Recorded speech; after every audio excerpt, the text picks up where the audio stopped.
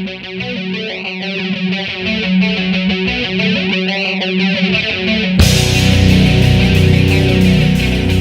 I remember the most about Just for Tonight is that it was probably the first song that we ever did that was, I felt, really, really strong. We had done a lot of stuff up until that point that was good, but Just for Tonight was the first one that I was like, wow, like this is really good. Like we're actually writing strong material that I felt could hold up against, maybe some other bands that we were listening to or whatever. And when we wrote it, it took a long time to write. A lot of the songs that we wrote, they would, they would come together really quickly. I'd come up with the verse and the chorus, and then maybe have a couple of lines of lyrics, and then bring it to the group, and then we'd all throw it together, and within an hour or so we'd have, the framework for a completed song. But Just for Tonight took way longer than usual.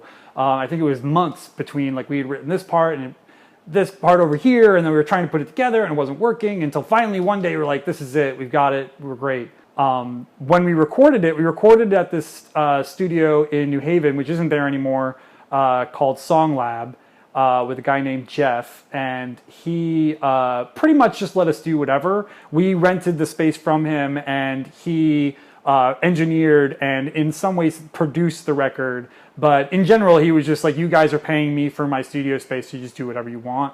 And that was super freeing for us, because before that, when we recorded the earlier stuff, before we even were actually called Doublethink, we had a producer also named Jeff, who was much more of a producer's producer, who was like telling us, you need to do this, you need to sound like this, you need to change this part, you need to cut this out, you need to whatever. So having this freedom to do whatever we wanted was really exciting.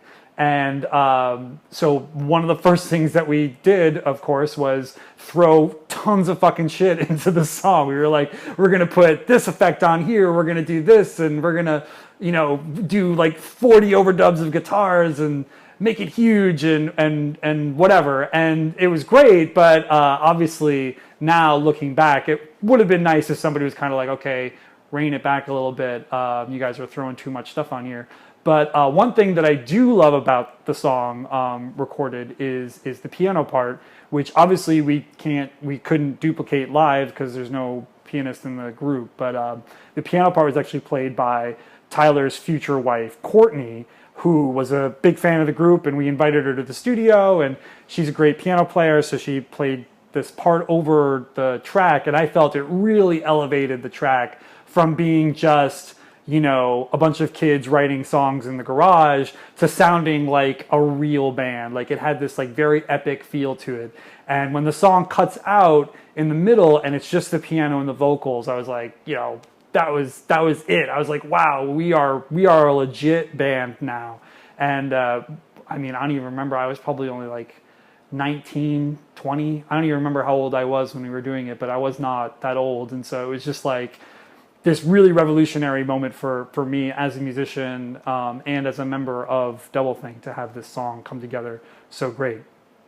The song is actually about a recurring theme that comes in a lot of the material of Doublethink over the entire career, which is generally, being honest and being who you are, and the frustration and anger that kind of erupts from me when people are not that way.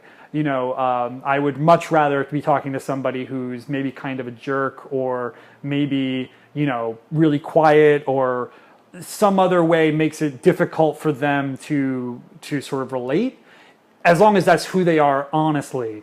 And this particular song is about a person in my life who kind of had two faces. She would be one person this day, and then the next day she'd be somebody else, because she was trying to sort of position herself to be a certain person for certain types of situations. And I remember getting really frustrated with her about that. And so the song is sort of a direct call to her to just, be yourself just for tonight. Just drop the charade and just show me who you really are, so that, because that's who I want to be with. So yeah, great song, easily one of my favorites, and it's interesting listening to it now, almost like 15 years later or whatever it's been. I'm surprised how well it still really holds up as a great song. Hey everyone, this is Scott from Doublethink. Is this one of your favorite songs? Leave a comment about it below.